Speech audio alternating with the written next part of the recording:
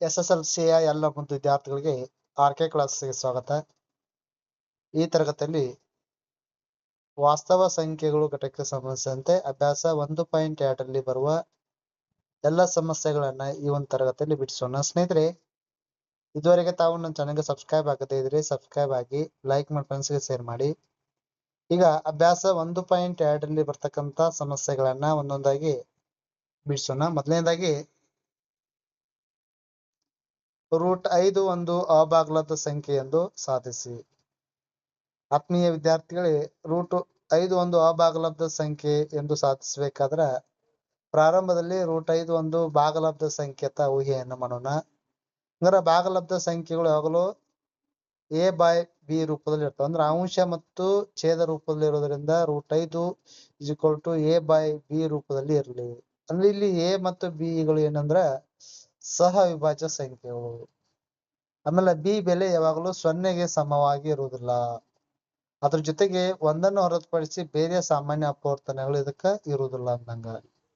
ಹಂಗಾರೆ ಈಗ √5 a/b ರೂಪ ಇದ್ದಾಗ ನಾವು ಎರಡೂ ಕಡೆ ಏನ್ ಮಾಡೋಣ ಅಂದ್ರೆ ಈಗ ವರ್ಗವನ್ನ ಮಾಡೋಣ. ಯಾಕಂದ್ರೆ ನಮಗೆ ರೂಟ್ ಹೋಗ್ಬೇಕಾಗ್ತದೆ. ಯಾಕಂದ್ರ ಇದೊಂದು ಅಭಾಗಲಬ್ಧ ಸಂಖ್ಯೆ ಅಂತ ಸಾಧಿಸ್ಬೇಕಾದ್ರೆ ರೂಟ್ ಹೋಗ್ಬೇಕು. ಆದ್ರಿಂದ ಎರಡೂ ಕಡೆ ವರ್ಗವನ್ನ ಮಾಡೋಣ. ಅವಾಗ ವರ್ಗ ಮಾಡಿದಾಗ ರೂಟು ಮತ್ತು ಸ್ಕ್ವೇರ್ ಕ್ಯಾನ್ಸಲ್ ಆಗ್ತದೆ. ಇಲ್ಲಿ ಎರಡೂ ಕಡೆ ನಾವು ವರ್ಗವನ್ನ ಮಾಡಿದಾಗ ಇಲ್ಲೂ ವರ್ಗವನ್ನ ಮಾಡಿದಾಗ ರೂಟು ಸ್ಕ್ವೇರ್ ಕ್ಯಾನ್ಸಲ್ ಆಗಿ 5 ಅಷ್ಟು ಹೋಯ್ತದೆ. ಆಗ a²/b² ಆಗ್ತದೆ. ನಂತರ b² ಅನ್ನ ನಾವು ಎಡಭಾಗಕ್ಕೆ ತೆಗೆದ ಓರೆ ಗುಣಾಕಾರ ಮಾಡಿದಾಗ ಅಂದ್ರ ಇದು 5/1 ಇರ್ತದೆ. a²/b² ಇರ್ತದೆ. ಓರೆ ಗುಣಾಕಾರ ಮಾಡಿದಾಗ ಅವಾಗ ಏನಾಗ್ತದೆ a² 5b² ಆಗ್ತದೆ. a² 5b² ಆಗ್ತದೆ. ಇಲ್ಲಿ a² ಎಂಬುದು 5ರಿಂದ ಭಾಗ ಹೋಗ್ತದೆ. a² ಎಂಬುದು 5ರಿಂದ ಭಾಗ ಹೋಗ್ತದೆ. ಆದ್ರಿಂದ ಏನೂ ಕೂಡ 5ರಿಂದ ಭಾಗ ಹೋಗ್ತದೆ. ನೋಡ್ರಿ, a² ಇದ್ದದ್ದು 5ರಿಂದ ಭಾಗ ಹೋಗ್ತದೆ. ಅದೇ ರೀತಿ ಆದ್ರಿಂದ ಏನೂ ಸಹ 5ರಿಂದ ಭಾಗ ಹೋಗ್ತದೆ. ಈಗ a 5c ತಗೋರೋಣ, ಆದೇಶೋಣ. c ಒಂದು ಪೂರ್ಣಾಂಕ ಆಗಿರಲ್ಲ. ಅವಾಗ 5c² ಆಗ್ತದೆ. 5b². ಈಗ 5 ವರ್ಗ ಏನಾಗ್ತದೆ? 5ರ ವರ್ಗ 5 25. 25c² ಆಗ್ತದೆ. 5. ನಂತರ 5 5 25. 5c² b² ಆಗ್ತದೆ. ಇಲ್ಲಿ b² ಎಂಬುದು 5ರಿಂದ ಭಾಗ ಹೋಗ್ತದೆ. ಆದ್ರಿಂದ bನೂ ಕೂಡ 5ರಿಂದ ಭಾಗ ಹೋಗ್ತದೆ. ತೀರ್ಮಾನ ಏನು? a ಮತ್ತು b ಎರಡಲ್ಲಿ 5ರಿಂದ ಭಾಗ ಹೋಗೋದ್ರಿಂದ ನಮ್ಮ ಊಹೆಗೆ ಅಂದ್ರ ಸಹ ವಿಭಾಜ್ಯ ಎಂಬುದು ವಿರುದ್ಧವಾಗಿರ್ತಕ್ಕಂಥ ಪ್ರಕ್ರಿಯೆ. ಆದ್ರಿಂದ √5 ಒಂದು ಅಭಾಗಲಬ್ಧ ಸಂಖ್ಯೆ ಅಂತ ನಾವು ತೀರ್ಮಾನಕ್ಕೆ ಬರ್ಬೋದು.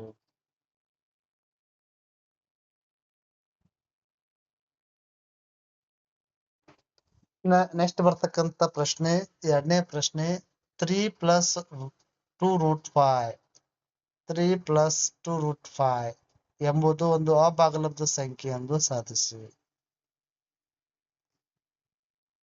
3 + 2√5 ಒಂದು ಭಾಗಲಬ್ಧ ಸಂಖ್ಯೆತ ಊಹೆಯನ್ನ ಮಾಡೋಣ. ಇದು ಭಾಗಲಬ್ಧ ಸಂಖ್ಯೆತ ಊಹೆ ಮಾಡಿದಾಗ ಭಾಗಲಬ್ಧ ಸಂಖ್ಯೆಗಳು ಯಾವಾಗಲೂ a/b ರೂಪದಾಗ ಇರ್ತಾವ. ಆದ್ರಿಂದ 3 + 2√5 a/b. ಇಲ್ಲಿ a ಮತ್ತು b ಪೂರ್ಣಾಂಕಗಳು. b ≠ 0. 3 + 2√5 a/b. ಈಗ 2√5 3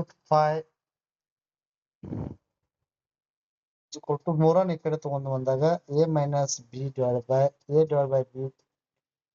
3 ಆಗ್ತದೆ. ಇಲ್ಲಿ a/b - 3/1 ಇರ್ತದೆ. ಲಸ b ಆಗ್ತದೆ.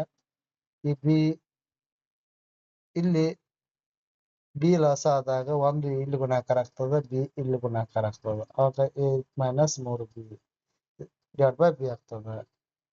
ನಂತರ /2 ಅನ್ನ ಈ ಕಡೆ ತೆಗೆದುಕೊಂಡು ಬಂದಾಗ ಅವಾಗ 2b ಆಗ್ತದೆ.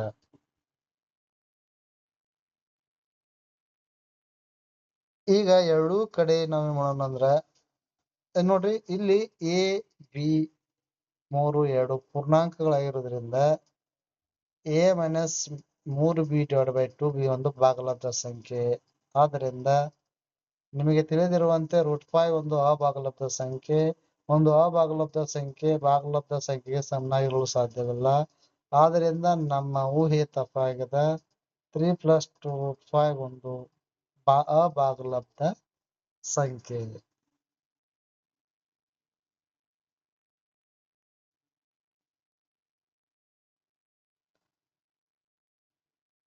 ಈ ಕೆಳಗಿನ ಸಂಖ್ಯೆಗಳು ಅಭಾಗಲಬ್ಧ ಸಂಖ್ಯೆ ಎಂದು ಸಾಧಿಸಿ. ಮೊದಲನೇ ಪ್ರಶ್ನೆ 1/√2. 1/√2 ಎಂದು ಒಂದು ಭಾಗಲಬ್ಧ ಸಂಖ್ಯೆ ಎಂದು ಊಹಿಸೋಣ.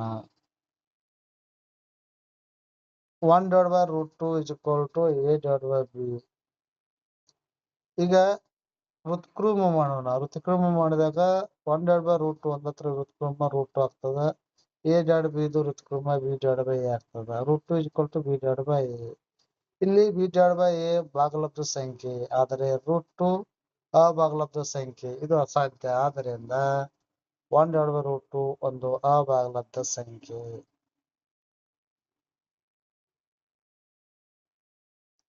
ಎರಡನೇ ಪ್ರಶ್ನೆ 7√5. 7√5 = a/b ಎಂದು ಊಹೆ ಮಾಡೋಣ. ಅಂದ್ರೆ a/b ರೂಪದಾಗಿರೋದ್ರಿಂದ ಈಗ ನಾವು ಏನ್ ಮಾಡೋಣ ಅಂದ್ರೆ 7 ಅನ್ನ ಈ ಕಡೆ ಸೈಡ್ ತಗೊಂಡ್ಬಂದಾಗ ಡಿವೈಡ್ ಬೈ ಆಗ್ತದೆ. ಅವಾಗ √5 a/7b. ಇಲ್ಲಿ a/7b ಭಾಗಲಬ್ಧ ಸಂಖ್ಯೆ, ಆದರೆ √5 ಅಭಾಗಲಬ್ಧ ಸಂಖ್ಯೆ. ಇದು ವಿರುದ್ಧವನ್ನು ಉಂಟು ಮಾಡುವುದರಿಂದ ವಿರುದ್ಧವಾಗಿರ್ತಕ್ಕಂಥದ್ದು ಹೇಳಿದ್ವಿ. ಆದ್ದರಿಂದ 7√5 ಇದೊಂದು ಅಭಾಗಲಬ್ಧ ಸಂಖ್ಯೆ.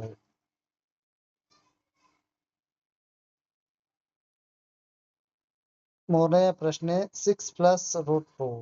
6 + √2 ಇದು a/b ರೂಪದಾಗಿರ್ತಕ್ಕಂಥದ್ದು ಇರಲಿ. ಅಂದ್ರೆ ಇದೊಂದು ಭಾಗಲಬ್ಧ ಸಂಖ್ಯೆ ಅಂತ ಊಹೆಯನ್ನ ಮಾಡೋಣ.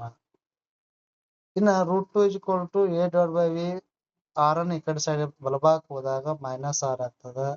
ಇನ್ನ b ಲಸ ಕನ್ನಡದಾಗ b ಲಸ ಆಗ್ತದೆ. ಅವಾಗ √2 a - 6b/b ಆಗ್ತದೆ.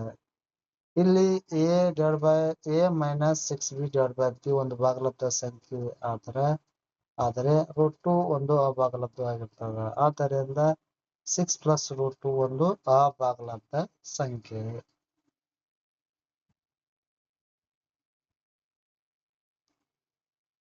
ಇಷ್ಟು ಅಭ್ಯಾಸ 1.2 ಬರ್ತಕ್ಕಂಥ ಸಮಸ್ಯೆಗಳು. ವಿದ್ಯಾರ್ಥಿಗಳು ಇವುಗಳಿಗೆ ಸಂಬಂಧಿಸಿದಂತೆ ಏನಾದ್ರೂ ಗೊಂದಲವಿದ್ದರೆ ನನ್ನ ಚಾನಲ್ ಶೇರ್ ಮಾಡಿ, ಕಮೆಂಟ್ ಮಾಡಿ ಅಂತ ಹೇಳ್ತಾ